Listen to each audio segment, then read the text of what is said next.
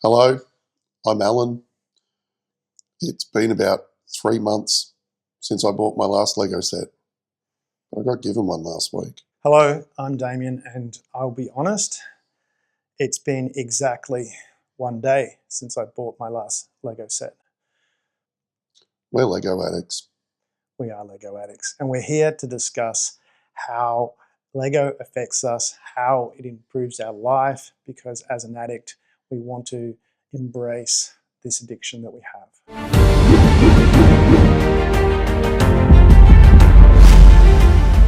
Thank you for joining us here on In Between the Bricks here at Lego Addicts Anonymous. We are at the 100-year-old heritage listed Your Lawn Production Centre building. It's this amazing building where Lego people can come together and explore, not just Lego people, but there's so many different groups here. Allan, it's such a pleasure. It's been a pleasure to know you actually and your Lego experiences and sharing your Lego as well. Lego, we do regular Lego displays, and Allan brought a number of sets, quite a large number of sets actually, to here, and it was just really wonderful. So do you want to take us back a little bit and tell us about, before we get into these wonderful sets that we've got, do you want to tell us a bit about your first connections with Lego? So I started building Lego when I was very young, and the thing that really took my imagination at the time was Lego space. Yeah. I loved it.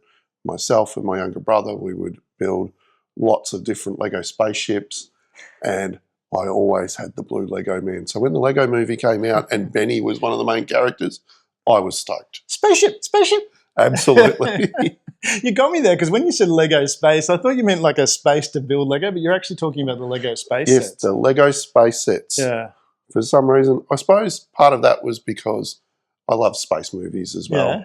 I loved Star Trek. I loved Star Wars. Yeah. And to be able to build my own spaceships was absolutely terrific. And then, of course, we moved on to cars. As you do. But before we go to cars, was there a particular space set that you had that stood out for you, that was something that you really captured your heart? It's really, really tough to say, but we tended to get a lot of them and then just mash them up and put them into one box and build our own.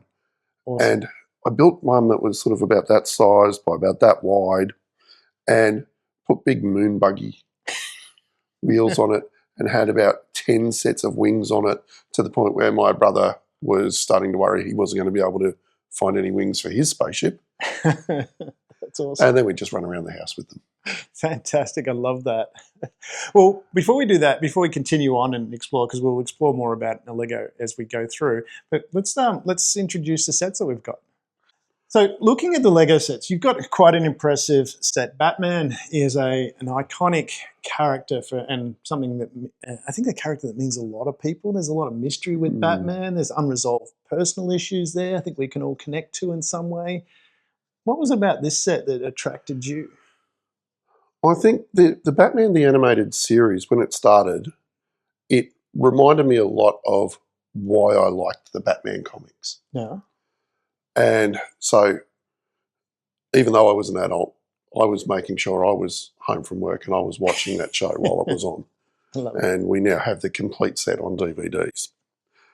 But this particular set it takes so much of those cartoons and puts it where it can be seen in Lego form. And it was one of the ones when I saw it, I thought I just had to have it. Just show us a couple of key little bits on that. I know it's going to be difficult with the camera, but I know there's a couple of little hidden, what are they called? Easter eggs? Is that? Yeah. So it's a very playable set, even though it is a picture. Mm-hmm. Because there are lots of parts that come off. Is this 24? That one doesn't want to do it so easily anymore, so I'll leave that one. I'm excited by this. It's kind of like, I feel like a kid on Christmas. What's going to be behind there? Oh, come on. So there's that one. And we've got Catwoman hiding in there. Oh, very cool. Oh, Catwoman's always very popular, I think. Who's your most favourite Catwoman actress? Michelle Pfeiffer. Michelle Pfeiffer. I think a lot of people agree with that. Michelle Pfeiffer she did an exceptional job. She did a wonderful job. Yeah. And there was also, you showed me this pre-show, so I know what's coming here. Gotta show I'm this excited about that. This is where the Batcave hides. So if we open it up, we can see the Batcave in there with the animated series Batmobile, which is also removable. Oh, look at that. Wow. So you've got a little car that you can play with if you're young at heart enough. There's something about the Batmobile.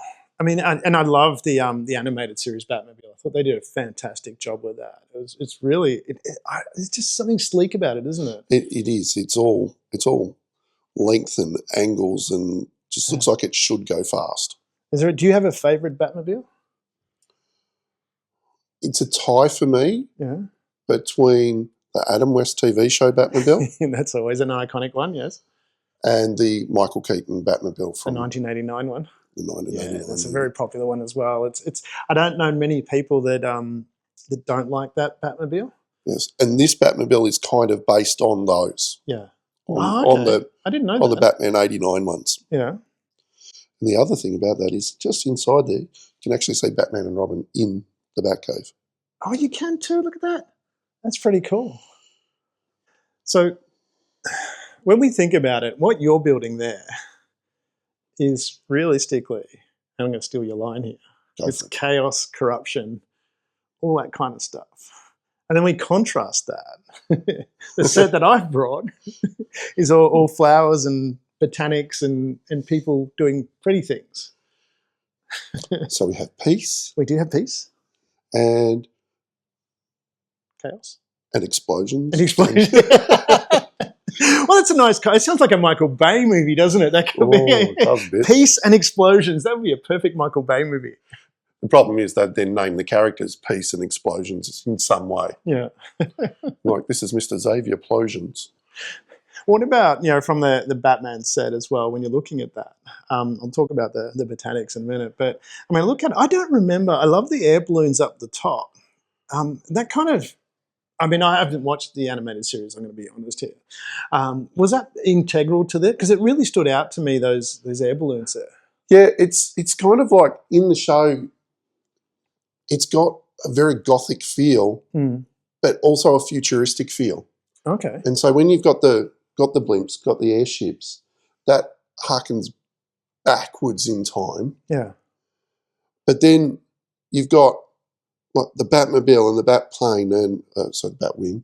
And how dare you! I know. Blasphemy! Well, the Batplane was in the Adam West version. Well, that's true. That is very true. I do remember that. And so you've still got all those pieces of technology and science happening in there. Like, you've got a character who literally turns himself into a giant bat. Wow. In the first episode, Batman goes up against Man-Bat. Oh, really? Wow. But, this set is also very much a vision of what the opening credits are like. Yeah. And in the opening credits of the cartoon, you see the blimps flashing all their lights around. You see the very the dark shadows of the people running around Gotham itself. And then right at the end, you get the bright flash of light of the lightning over Batman as he's standing on top of the tower. I like that. And was it something, I mean, how long did it take to build? It looks like it, because there's a lot of pieces. It's a big set. There are, he refers to his cheat sheet. He refers to his notes. 4,210 pieces. Yeah, so it's a decent size set. All up. And I didn't build it in one go. Yes. So it took me probably about 3 weeks to piece it all together. Yes. Doing approximately about an hour each night. I've got to ask about that, because I remember a time when I was able to build a set in one go. And is it traumatic now to start it and then go, okay, I've got to stop because I've got family things to do and other things to move on to, and or I've got to go to sleep so I can effectively work the next day. Yeah, is that? I mean, how do you cope with that? How do we, for those people out there that are watching, that you actually get to build straight? And I do remember what that was like. But is it difficult to let it go? I mean, being an addict and all. The main thing I have to do is I have to decide this amount of bags tonight. When I get Do you have to put that the other amount ones of away? yes. But I have to take them all out Yes. and then put them back in reverse order. So yeah, this is one of the things about, and I love this, the fastidiousness about Lego builders. It's the same where you've got them, and why can't Lego put them in order? That's my frustration. That's a good idea. But you take them out and then you put them back in the box in reverse order so that you can pull them out. In the right way. Yes. And then everybody sorts their bricks differently too. Yeah. Oh, okay. Some people sort it by colours, some people sort it by type, some people sort it by length, but I'm a colours person. So you actually take them out of the bag and sort them into the different colours? Yes, I do. Do you have a little tray? I noticed people here, and it was a new thing for me, that people here at Lego Addicts, I've just put them aside, we have trays, and people put their Lego into the tray on a flat table with nothing else in it. No, fascinating. Are you a tray person? I'm not a tray person myself, but I do understand it. Just understand the logic? Yeah. Yes, I do. There are people in my house that are tray people. Well, there you go. You understand that as well. How did you go? Because we were talking before the show about a number of sets that we've both got, and you mentioned the Taj Mahal and a few sets like that. Now, those sets came out before there were numbered bags. What was that like from your experience in building compared to building now with bags? Well, the Taj Mahal, my mum actually built that one. All right, the principle. So, all right. Before that, I think that's why I sort in colours. Oh, so it's just a habit from when you pull. Oh, I get that. So this is where that for me, that didn't work very well, because where I really struggled with that, and it was a frustration at the time, but then when the new release set come out, I really appreciated what it was, and that was the Ultimate Collection series of the Millennium Falcon, which I've got the original and the remake. And I remember when I was building the original, and it wasn't numbered bags, and obviously the Millennium Falcon is mostly grey. It's huge and it's mostly grey. And Lego, in its infinite wisdom, didn't sort the parts together like parts. So by the time I got to instruction 25, I had about 12 bags opening, scurrying through. So what I did was I actually, in a spare room, this was down in the beach house, so in the spare room, I cleared everything out, and on the floor I opened all the bags, sorted them all into pieces. This is 5,000 odd pieces, sorted them all into the right thing, and then I started working through that, because then I could do that. And for me, that was a point of frustration until I got the new set, which has a lot more pieces, but it's bagged, and so you're just working through each bag, and kind of built it, and I built it fairly quick, and it was like, I didn't feel that same sense of satisfaction. I'm wondering, do you get that as well? Do you get like that sense of satisfaction, even though you're really frustrated, and then when you complete it, you actually go, I feel pretty good about that. Is it that frustration?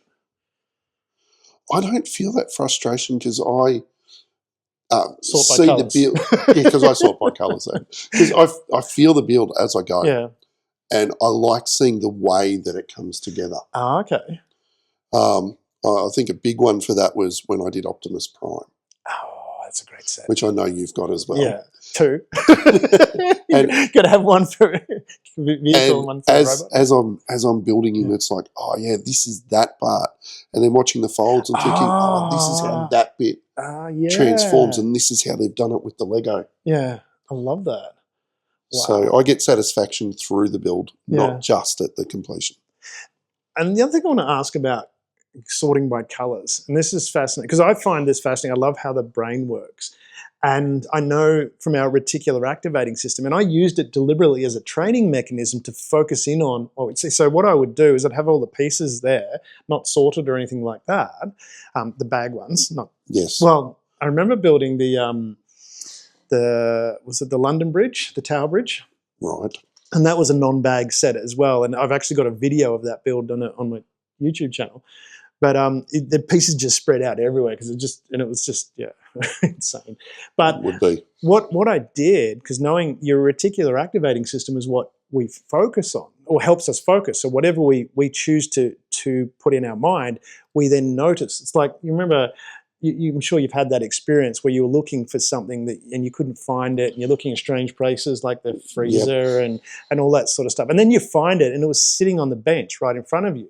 You didn't notice it because of the way your reticular activating system works. Oh, how many Lego pieces can you not find when you want them until you walk away and come back and it's there? Well, that's the question, because I use that as a training exercise. Maybe this is because I'm super retentive. But what I would do is I go, okay, there's the piece. And I go, where is it? And my mind would focus. And I would almost immediately go straight to it every time. And I find that I do that quite often now because I've got it so clear in my mind. Unconsciously, I automatically notice where it is. And I use that as a training exercise for that. So I was just wondering, from your experiences, have you had that experience? Obviously you have, because you've had it where you've been frustrated, you've walked away, and then there it is. Come back and there it is. Yeah. Or the thing I actually do find a little bit frustrating is extra pieces.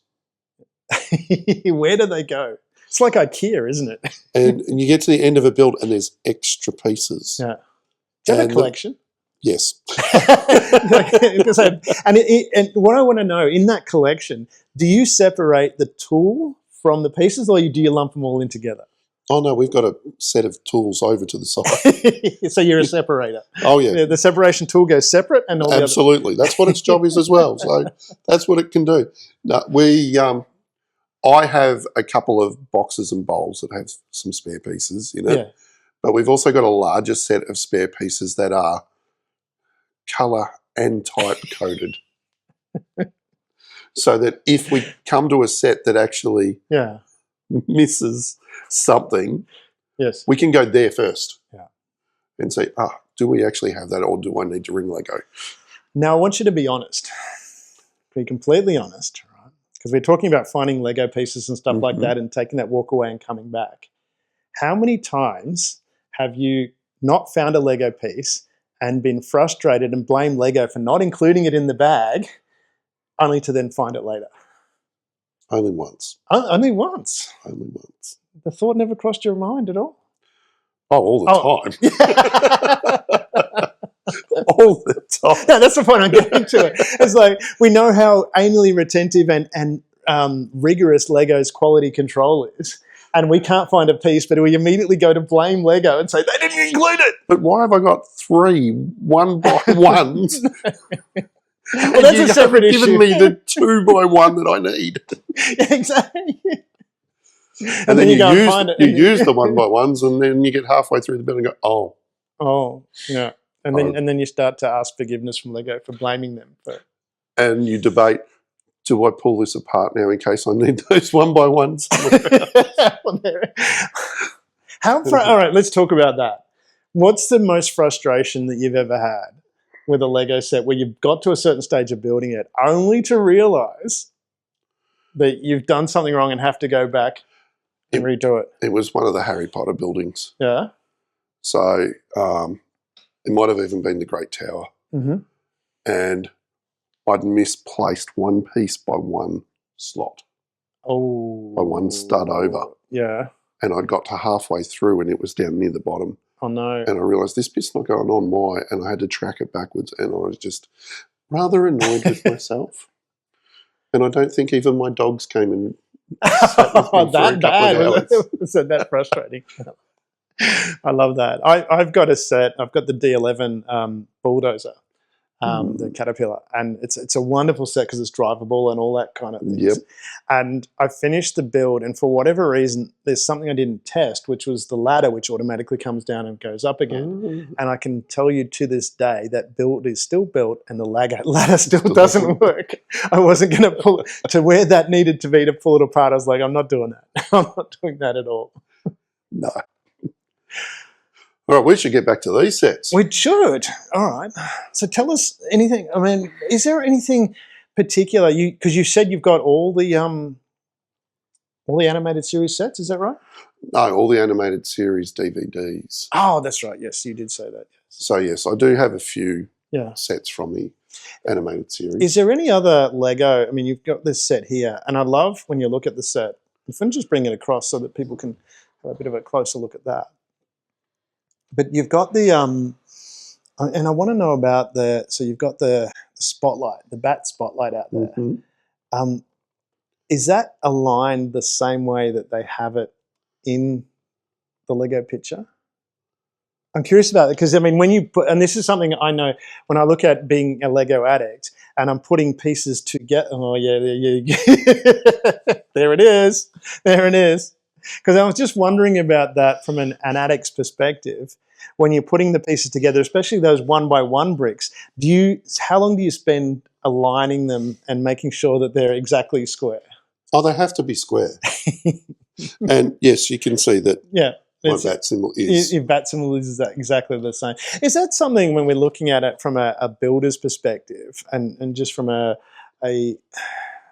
it's one of those things that we talk about, people talk about like OCD and things like that as being a disability, but is it really? Is it more this annually retentiveness to get things right? Is that something that translates into real life as a benefit? I think it depends on what you're doing. Oh.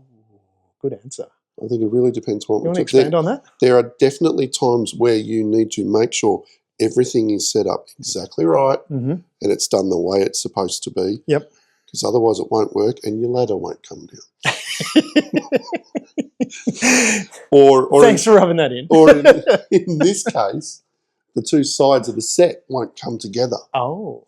Because one of the really interesting things about this set is it does come with 2 instruction booklets. Yes. Ah, so you build one and then the other. And one is the left-hand side and one is the right-hand side. Right, yeah. And it is designed so that 2 people can build this at once. That's pretty cool. So it's a collaborative build. It can be a collaborative build. Yeah, and basically it's collaborative to the sense of you build that bit and stay away from you while I build that bit. Yeah.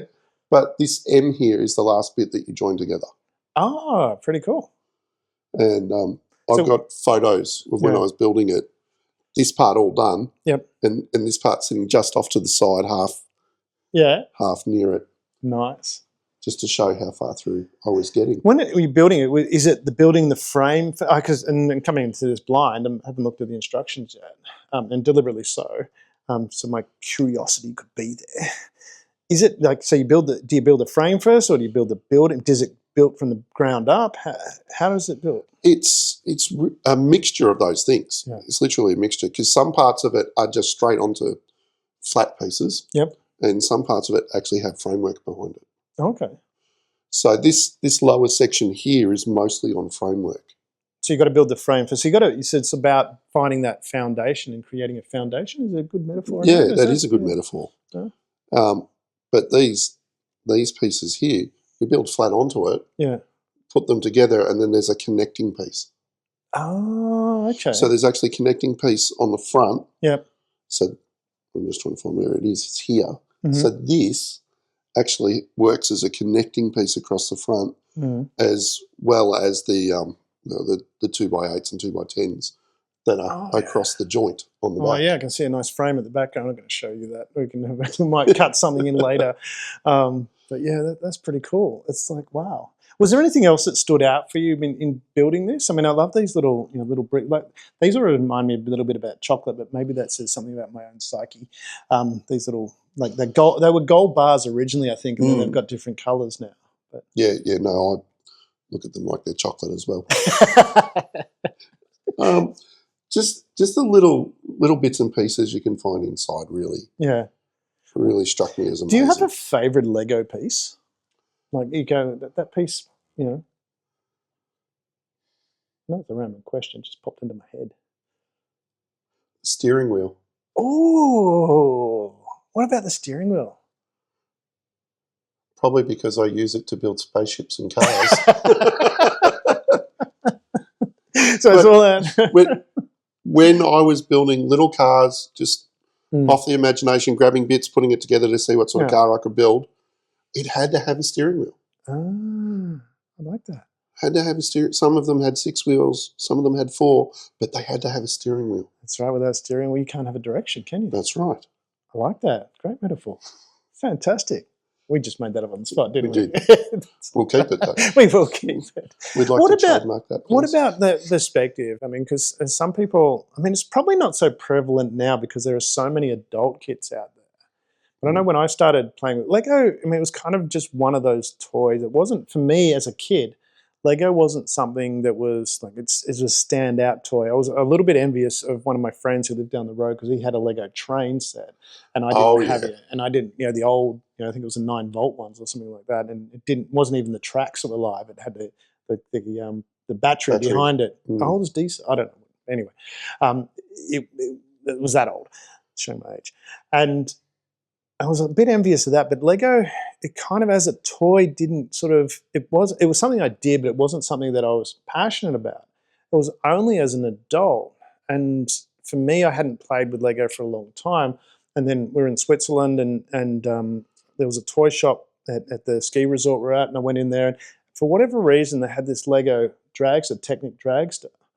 It wasn't kind of a hot rod type thing. It had two engine things sticking out, and it was like, and for whatever reason, I thought that's really cool. And I was thinking, I'm an adult, I shouldn't do that. And for whatever reason, I don't know why, but I bought it and I built it, and I was like, this is really cool. And that's where that started. And I've actually went and found, because they don't make that set anymore, I haven't for a long time. And I found one, so I kept it, and it's still in the box and in the wrapping and all that kind of stuff, because it's like one of those little things that stand out. Yes. But is there anything like that for you that, when you look at that transition to, adulthood, did you ever question that you should be playing with Lego? Or? Well, I think into high school I stopped building Lego. There are stacks of photos of myself and my younger brother with our Lego tub. Yeah. Till we get to about high school. Okay. And then it was riding our bikes. Yes. And it probably wasn't until I actually got married that I looked at a Lego set and thought, I used to enjoy that. Let's do that again. Yeah. And I suppose being a primary school teacher, I wasn't worried about the fact that you could blame the kids. Somebody might look at me and go, why are you playing with kids' toys? I can just look back and go, I'm a primary school teacher. So I had that excuse pre-built in. Well, there you go. I like that. That's really cool.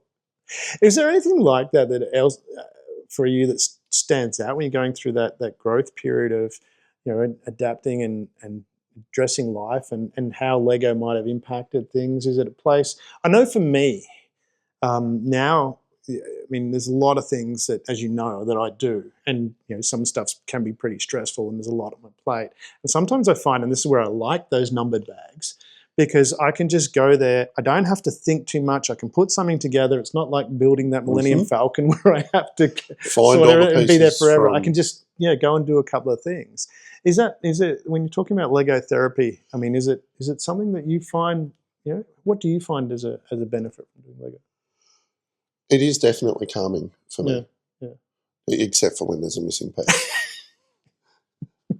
But no, I can sit down and just build Lego for ages. Yeah. Although when you were talking about transition from child to adult, I once thought that children that play with Lego are excellent at putting together IKEA furniture. Oh, so it's a life skill. Yeah. Because you learn to follow pictured instructions for how to put it together. And you learn to accept that there's always going to be a couple extra pieces that you don't need. And that's part of life. I wonder if there's a metaphor for life. There's always bits and pieces you don't need. I used to often think as well that those extra pieces, they're challenge pieces. Oh, Figure out how you can use them to make your set just that little bit different from everybody else's. Oh, okay, yeah. So there are a few of our Lego sets where there's that extra piece here or there. Yeah, I was wondering when you're mentioning about that, and I'm glad you brought that up, because when you're doing that, when you're putting those extra pieces in, are you looking for, how can I incorporate this so it seamlessly fits in and people won't notice? It's funny, I haven't done that for a while. Yeah. But then the little F1 cars came out. And they invariably came with one extra piece that was usually like that piece. Yeah. So the little angled up piece. Okay, yeah. And I found that would go very well right on the front of the car, just in front of the driver. And that shows that one's mine because it's different to yours. Ah, I like that. That's really good. So it's kind of a sense of ownership type thing. It is a little that way. Yeah. My daughter told me, the driver can't see now. I always wondered about that, the big halo thing. We've got this thing in right in the middle. So isn't that just what you're reflecting? Must be. I'll take it. You'll take that. Absolutely. There is one thing I really should show on this that I really like. Yes.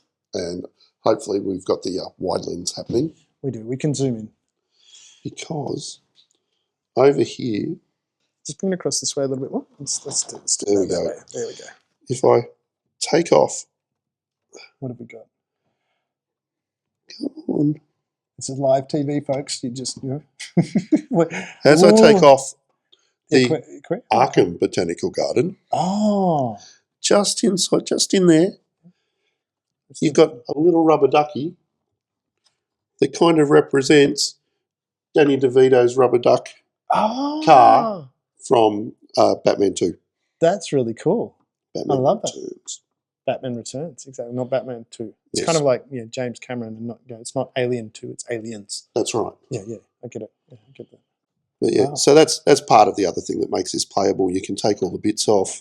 If I take that bit off, you can see a lot more of the prisoners in Arkham Asylum as well. Yeah. See, even when we're talking about the chaos and explosions and the garden, you've got the Botanical Garden. It's got a garden. Yeah, I love and that. What else we got? Oh, and the Batwing.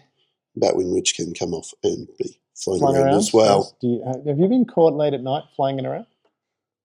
Not late at night. So the answer is yes, just not late at night. Just any time I walk past. Exactly. Well, tell us a bit about the different buildings here from your recollection of what they are. I mean, there's a palace. We better put... I better put that back, Yeah, better put that back over there. Okay. We'll leave the Batmobile out for the moment. Yep. There you got me on the spot. I am. Well, I mean, the palace, I would say, is if we start there, because that's probably the iconic part of how Batman was formed, really, when you think about it. Because wasn't it the Waynes were going to the theatre and then... They were going to the theatre and then they... Is that the theatre, do you think? Or reminiscent of the one that's at the start of the credits, where Batman actually sweeps in to take out a couple of criminals that are about to. Yeah, maybe they didn't want to go there because that's a little bit dark, isn't it? Yeah. Then we've got the Joker's Club here. What sort of club do you think that Joker had? I don't want to know. But looking just like his. Yeah. Just like his it's face. A different style, isn't it, compared to the Joker that we're used to, especially when you think of the 1960s Joker and then even the Jack Nicholson Joker. Mustache. Yeah. But so you've got around there like the fair, where there was an episode of the show where the Joker lured Batman into a fairground and, of course, tried to off him. Yes, get rid of him, but without doing that, kapow him. If you're going back to the 60s. Something like that. Yeah. What I love here when you're looking at this set as well, if I'm going to point here, you've got frogs. Yes. This is really cool. They're obviously not meant to be frogs, but they're frog pieces that they've reused, which is pretty cool. And I love the little spotlight here that actually is shooting up. That's really fantastic, isn't it? They've got this little, what is it? That's two pieces stuck together and then with a orange, yellow piece on the top. So we've got our... Oh, that's what it is, just one of those. Yeah. One of the angled ones. Yep, and that sits on there like that. That's really cool. The skyscrapers, do any of them, when you think of it, do they have names, do you think? Is Wayne Manor here? Yeah, Wayne Manor is over the top of where the Batcave is. So that's Wayne Manor there? No, there. Yep, so there's Wayne Manor right there. So that the green part there is actually the hill next to Wayne Manor that in the opening scene you see the Batmobile racing down. Yep. I actually really like the little blimps. Oh, I didn't notice that. They're really cool. So yeah, is that because they're smaller or they're just more in the it's depth forced of field? Perspective, yes. Yeah, I love that. So there you go. And using the micro figures, as the statues around Gotham as well. And you've got some more frogs-like statues. Down there. I love the frogs. They're great frogs. It's really cool. And one of the iconic things I love, and it really stood out for me from the 1989 series, I love that when he was driving along in the car. I there's a couple of scenes in the car. It's like, you know, get in the car and she says, which one? And it's like, it's like, one of my favourite bits too. yeah, exactly. But I also love the bit as it going along and there's this wall there and all of a sudden it's like goes through. Is that, you know, similar sort of thing when you think about the animated series as well? Is there any iconic things like that? And I'm leaning towards a car, but there's like cars. I love how the car just turns up.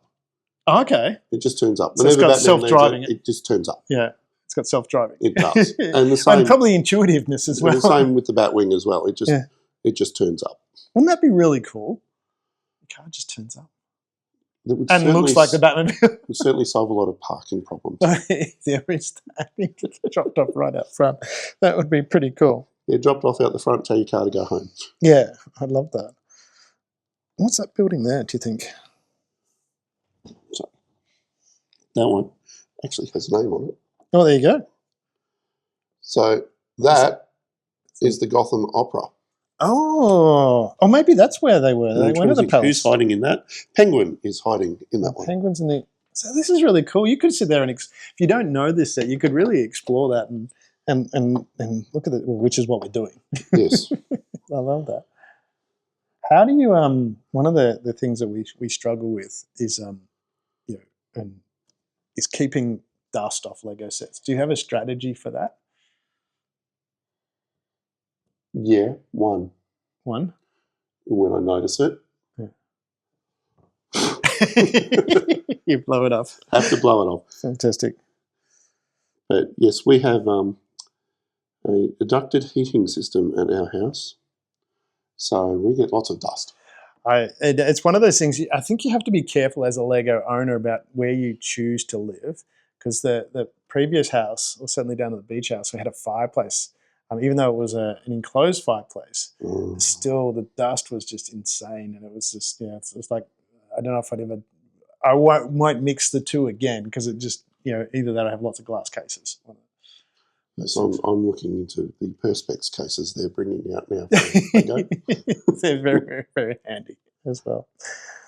Actually, I really love the gargoyles here as well. Okay, yeah. Have a look at that. And tell me, what have they made the gargoyles out of? Well, they're the binoculars, aren't they? And then they're axes. So you've got the binoculars here. And what are those? I don't know what these pieces are. The little horns. I always called them dragon's teeth. Oh, okay. So yeah, but they're often used as talons on things. Yep. But yeah, I love how that's the head of the gargoyle, the binoculars, with the talons, and then the wings are axes. Yeah, that's pretty cool. Love that. Some great use of Lego pieces. Yeah.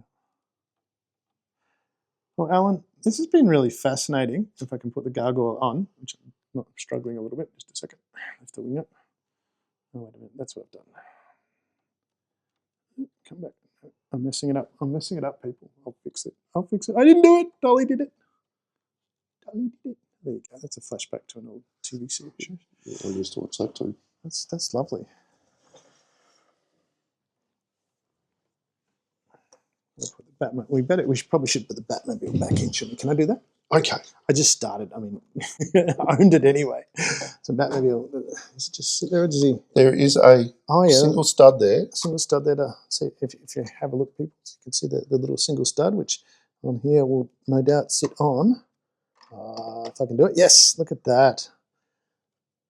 He can be taught. Thank you for letting me. And I know Lego people are quite possessive because I am one. Thank you for letting me touch your Lego set. That's all right. There's a lot of people I wouldn't let. Yeah, Alan, that's really thank you for bringing that in and confessing your Lego addiction. It's 5 days, and I applaud you for the great work you've done in those 5 days to resist buying a set, because I know I haven't. But speaking of your sets, yes, let's have a look at your. Well, this is a new thing for me. If I can move it, it's kind of, here at the production centre, we are building a botanic garden as well, and connecting to the Allan heritage plants, because Allan was an original garden city, and so we're growing a lot of the heritage plants. from the 1920s that were originally grown in your lawn. But before we got to that, I mean, it was one of those things, gardening. I grew up with gardening. My dad and mum would turn our backyard into a big veggie patch every, coming into spring and grow all these things. And we kind of had to help a little bit. Although I'm going to call my dad out here. It was kind of funny. The house was on a bit of a hill. Right. And my dad had bought this rotary hoe, so they had the two wheels and the rotary hoe. And so he started it and it was facing downhill. It just took off down the hill.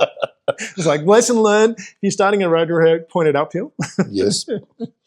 Or at least sideways. So I don't know if it was something, with plants that I had that connection with, but I never really, again, one of those things I never really got into. In different places I've had, I always kind of put a garden in, but never really looked at after it. I'd try and grow some veggies and they'd start growing and then I'd get busy doing something else and not look after them and they'd kind of die. And Did you try and colour code any of those?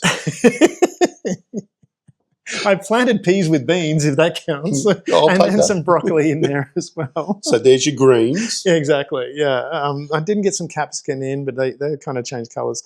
And then I can't remember what the first set was. Some of the botanical sets came out, and I don't know. There was something. I think it was peaceful about it. Mm-hmm. And so I got one of the sets and I built it. And I just thought there was something softer about it, something connected. And I'm, when you look at, you do personality profiles, and you have the hard and soft scale and things like that. Well, they had to invent a new scale when I did the test because it was off the charts as hard. Like, I'm straight to the point. It's like, having a conversation, ask a question, and people, anything, if it's more than a yes or no answer, what's all this extraneous stuff for? And I think from my perspective, it was the plants gave a whole different dimension of connecting and relaxing and having that little bit of peace, that little bit of soft element. And I started to really embrace that. And yeah, so it was a nice feeling. And having built that one set, I was like, that feels really nice. And it sort of grew from there. And with this particular set, I'd wanted it for a little while when it came out, but I resisted the temptation. Right. And when I say resisted the temptation, I'm kind of making an excuse because I bought tons of other sets in between. So there had to be one that you could turn around and say, well I'm actually resisting. Exactly. That's right. It's been one day since I've bought a set, but I haven't bought the botanical set for 3 weeks now. But it was something that I always wanted. It was just, there's another couple of the botanic and the garden type sets that I've got, and I just really enjoyed that relaxation of building and the creativity of how they put different things together and created the different plants. And I love how, when we look at this set here, I can take the roof off. I don't know, and maybe it's part of my star sign. If you consider that, I'm not a big star sign person or anything like that, but I do know I'm a Leo, and also under the Chinese star signs, I'm a rat. So I'm going, maybe it's because I like shiny things. Rats and cats like shiny stuff. Is my rationale. I was then thinking about the story of the mouse taking the thorn out of the rats, out of the lions. Well, that could be, there could be a connection there too. Exactly. Maybe that's why I like that. Actually, when you took that dome off and lifted it up, I'm thinking, that's just spectacular by itself. It's pretty cool, isn't it? Yeah. It was quite amazing to build. I actually enjoyed, when you look at the detail here, I turned that around, it's the same on both sides. But you look at the detail here, as you can see on that side, these are little love hearts. The little love hearts you had to arrange, and again, that anally retentiveness, they had to be straight. They've got to be facing the right way. Yeah. And I love the detail of how they put, like even if you take little flowers, just all the different types of flowers. So you've got this little, the pink with the white on top and the leaves there. And that top of that's almost like the cupcake Lego. Yeah. Yeah, it is. I think it is the top of the cupcake. Yeah. And then you've got a little flower bit there and the stem. And there's a number of different, the intricacy of the number of pieces in there to create that. So you've got 1, 2, 3, 4, 5, 6, 7 just for that little, which is, and I really enjoyed that intricacy there. And the different types of flowers. So you've got these on this side here, you've got these little orange flowers there, and just all around. So there's another on the back here. You've got, if I turn that around, the same flower, but in a different colour. Yes. So it really, for me, I don't know, it was just, I don't know where this came from. Uh-oh, I'm going to struggle with that emotionally. OCD, no, it came from here. Now that it's back around in the right direction. Exactly, get that.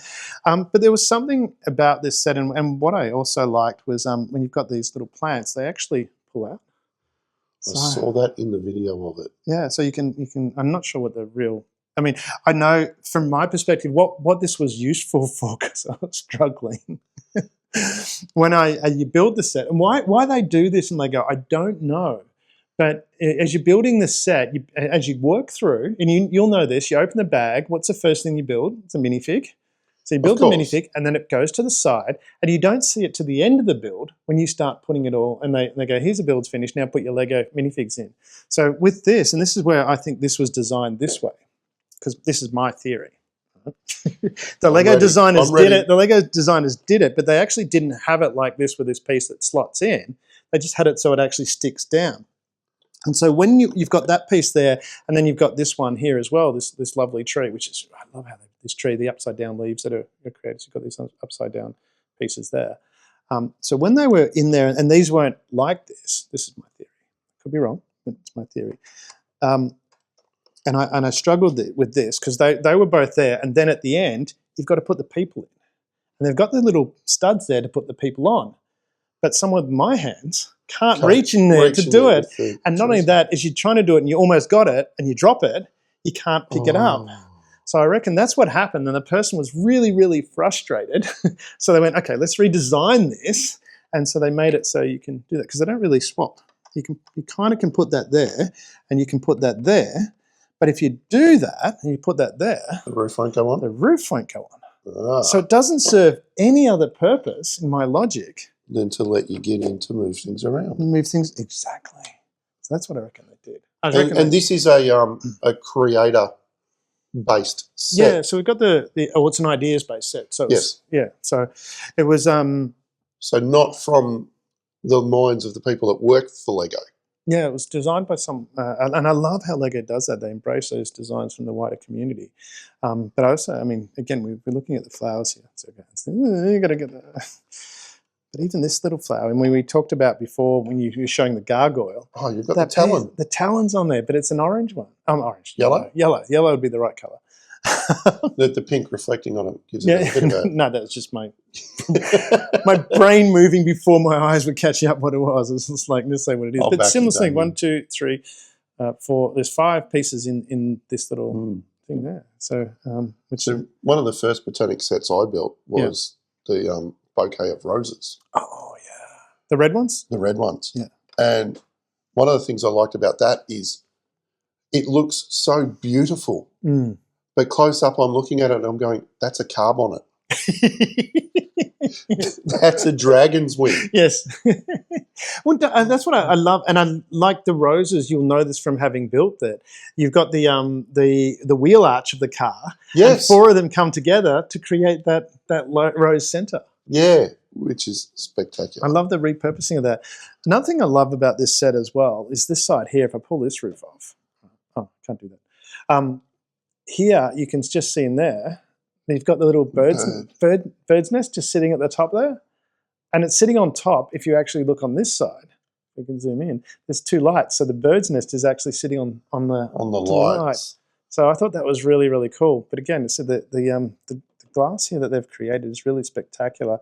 And I love how you can actually, if we do this, which side comes off, so that you can actually pull that off. So you've got this, look at the detail that went on those columns. It's terrific. The columns, it's just quite amazing. And it was really fun to build. So, you know, sometimes when you're building something that's repetitive and you're kind of getting a little bit, I'm not into it anymore. I found with this, there's so many columns here, and not once did I have that feeling of this is getting repetitive. It was just felt. I love the brickwork on that too. Yeah, it's like that brickwork there is just fabulous. And so if I take that wall off, which is where I was going with this, and we turn that around so that the audience can see, similar on this side. I'll take that off and take this side. Oh, it's that side. We'll do this side first. and you can't see that, so I'm going to turn and show the co-host here. So here you've got the little aquarium atrium. Yes, with all of the little cacti. So that they've built it in a way so you can actually get in there and so this is again, so you can actually put the figures in there, which I think was probably a post done going, I can't put the figures in there, so I'm going to make the wall removable to get it. But I love on this side here, if we pull this side off, I'm going to put them on this side because I'm mainly retentive and don't want to mix them up. But similar sort of thing, that detail is just absolutely fabulous. But then on this side, we've got the shop here, and you see the little gas, so cool, and that little cupcake underneath the glass dome. Yeah. So if you come here and we have a look at that, if we can zoom in on the camera, you'll see that there's this little, there's a cupcake inside a glass dome. There's a little coffee machine in there. Obviously the coffee cups, and someone in there with, I don't know, something in a cup that they've got. And you've got these wonderful little flowers all through here. And I love the you can see there that, whoops, I just sent a person off into the nether. Come back here. And I like that. I like the leaf blower. How cool is that? Awesome. Yeah, that was really cool. I was like, and one thing. I'm jumping ahead here, getting too excited. I love the fountain with the water in it. But what I found really fascinating about this, it was really cool, and it must be a very well trained animal, is that you've got a little bunny rabbit just sitting there, which I thought was really cool. And the other unique squirrel in the garbage can. You've got the squirrel in the garbage can just there as well. But I love the so this obviously isn't an Australian. No, I guess not. But you've also got, and you can see them on this side here, these little lights there. So the lights that are there, how they've actually you've got the little piece, and then there's like a little diamond. What I think was the gems that they had. Yes, the Lego gems. The Lego gems, but they've actually done it in a way so it's actually quite an exotic garden light, which I thought was really, really cool. I think I need full-size ones of those for my house. We do. But so I guess from my perspective, it was just, I found I had wanted this set for quite some time. And now I don't even know if I got it the right way around. So I'm just going to have to live with that. But I had wanted this set for some time, and I'd put off buying it. And it was, for me, this was a really, really, it was a really tranquil build. It's very peaceful. I love the little stairs that go up to this top floor here, and just how it all integrated together with the garden, and there's so many different flowers in there. And it just, to me, especially maybe because we're creating the Botanic Garden here, there's a deeper connection. But I'm not sure if what your question was now, but I've spoken a lot. I'm not sure what it was either. So I'll move to another one. Yeah. How long did it take? That's a good question. I built it like yourself. It's like, but I didn't allocate bags or anything like that. I've got a little Lego building spot in one of the living rooms. And as you should. And it's I've got a little coffee table, and so I've got the couch that I sit on to build it. And next to that is another couch, but it's kind of like a big flat type, those fabric-y type couches that are flat and square. Yes. So it sits almost right up. So it's almost like a table. And what I do is I open the box, and the couch is L-shaped, so there's a lot of space. And I open the box, spread it all out, and then I sort the pieces in a way where I can sit in my chair here and I can just reach and grab the thing. And because of the way the house is set up, and this room is just not really used for much, other than it's got a few Lego displays in there and me building it. So I'll sit and watch a bit of TV, usually some old Star Trek, and I'll build it, and I'll just grab the pieces, and then when it's I've got a little bit of control where I go, okay, now it's time for bed, but I can leave it all there, still organised, and come back to it a bit later. That's actually just reminded me of something I need to say about this set. Yes. As you're going through building the set, in the instructions, if I can find it, it actually gives you an episode from the Batman show really cool to watch. So as I was building this, I was actually watching the episode that it suggested that I should watch. How cool. I wonder if they're going to do that with the new Enterprise that's coming out. Oh, that would be great. Yeah. Because I know with the mini Millennial Falcon, there's like little bits of tiny pieces that says, if you squint, this looks like it's R2D2. That's cool. So hopefully they'll do something like I need that to, as because well. that's one of the things I noticed in building the sets. I've actually started skipping that, but now, because I look, because I used to read that, but now I kind of skip through it because it's my little zone and I'm not reading the detail. But I'm going to pay more attention to those now, I think.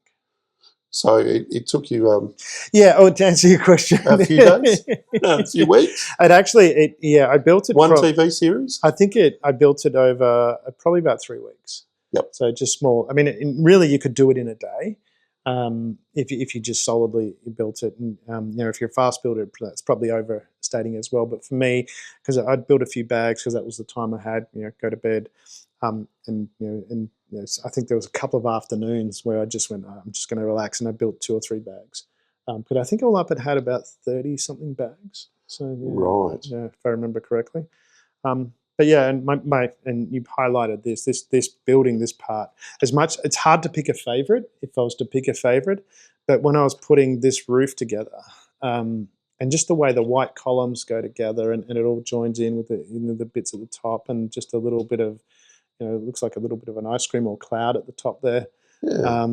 Just the way that all came together, there was and maybe because it was right near the end too, there might have been an extra sense of satisfaction in building the roof and then putting it on. And what I found was with this tree, if you haven't got it the right way, the roof didn't go on. Oh, well, maybe one of the leaves was down or something like that, and then it doesn't. Yeah, it knocks the.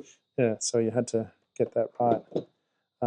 Knocks the big paddle leaf. Yeah. So, but it was, for me, it's coming back to your question, the botanics. This was sort of like I've got a number of sets that I haven't built yet, but this one was something that I'd put off, and just that satisfaction and just the detail that went in there was, for me, it meant a lot.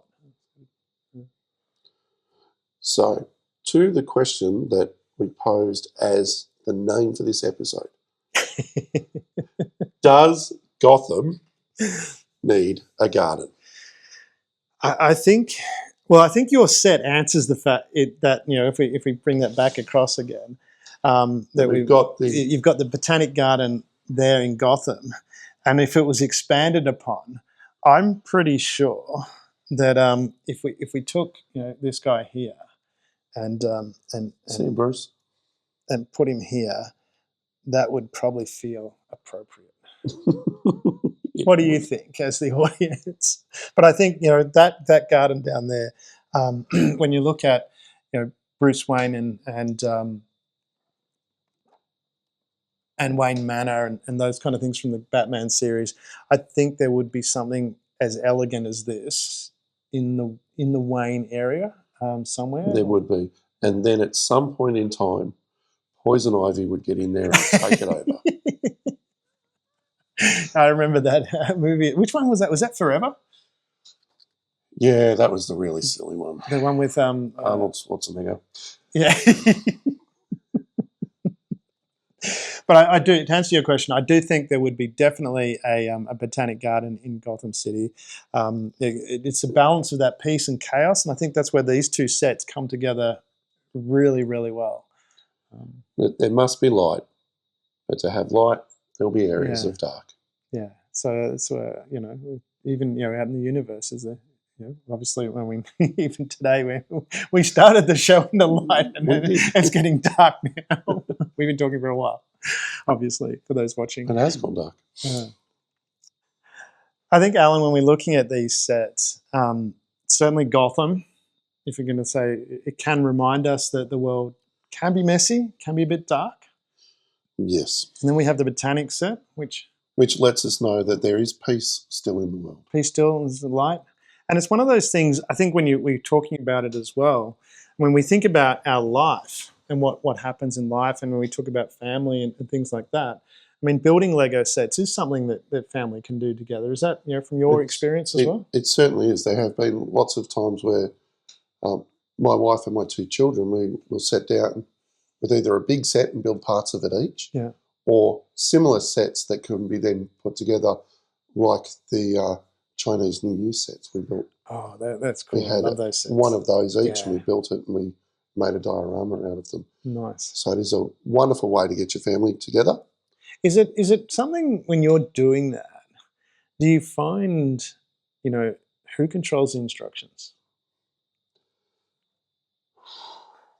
Because if you're doing something like the diorama, you can all build stuff separately and it can come together. But if you're building something like this, I know from building this set, it would be challenging for 4 people to build it all together because you couldn't go off and do separate things. No. Because it's one set of instructions. Like you've got 2 books for that. This is one book, if I remember correctly, one big book.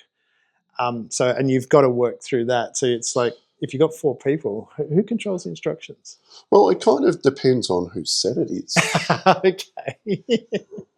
But there is a lot of like almost playing Tetris and putting some of them together. Yeah. We're laughing because we just had a cut and we had the producer jump in, different producer to another show, and just reminded us of something very obvious. Do you want to share? Would you like to share that BFO that we just got thrown at us? So another way that you can all do it together is actually using technology such as smartphones or iPads. Yeah. Because the Lego instructions are now digital as well. How obvious is that? And you can actually have your own part of the instructions with you. And my mum, who likes to build Lego but does need to wear glasses most of the time, can zoom in and get a closer look of what it is she's supposed to be doing. Because you've actually got those ones now, the instructions where you can actually, they twist around as well. You can get the 3D instructions so you can see what you've got to do from lots of different angles, which sometimes helps. So I think that speaks to our personality, being very old school and very tactile and wanting to have the book. I want to have the book. Yeah, I've got a set that I have built with because I didn't have the instructions. It was a set that was given to me, and it didn't have the instructions. And I've now since refused all sets that don't have the instructions because I didn't enjoy building it out of the. And I've got another set that I actually haven't finished yet because it doesn't have the instructions, and it's not grabbing me as much. It's kind of like There's nothing like the tactile. I was playing the Lego Dimensions game. Okay, yeah. And you've actually got to play through the game to get the instructions on how to build the next part of the set in the game. Yes. That's frustrating. I got frustrated with that. Yeah. Now that you mentioned that, you've reminded me because I did the same thing, except I looked it up online because I just wanted to build the sets. I just started building it how I thought it should be built. Well, that works as well. But to the point we were talking about, Lego is a great way of actually connecting, and it is an area where you can have that addiction, and it is actually a healthy addiction to connect with people as well. You connect your Lego pieces and you can connect with people. With others. Well, Allan, it's been a wonderful time having this chat with you here on Inside the Bricks. It's just in between the bricks, I should say. We're not going inside the bricks, we're getting in between the bricks and what that really means for us. And deeper than just building the set, but how they connect. But Allan, thank you very much. Is there anything you'd like your last chunk of wisdom you'd like to leave the audience with?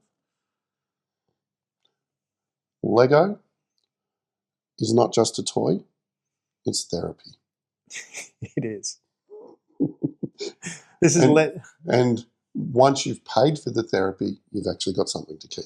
Well, there is that, exactly. They're exactly that. Allan, this is In Between the Bricks. We've been looking at the Botanic set and the animated Gotham City skyline. From the animated series, exactly. Allan, it's been such a pleasure to having you on the show.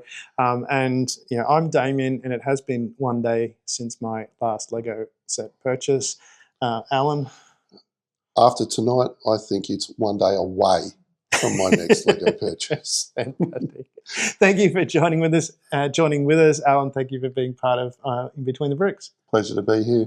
Thank you, everybody.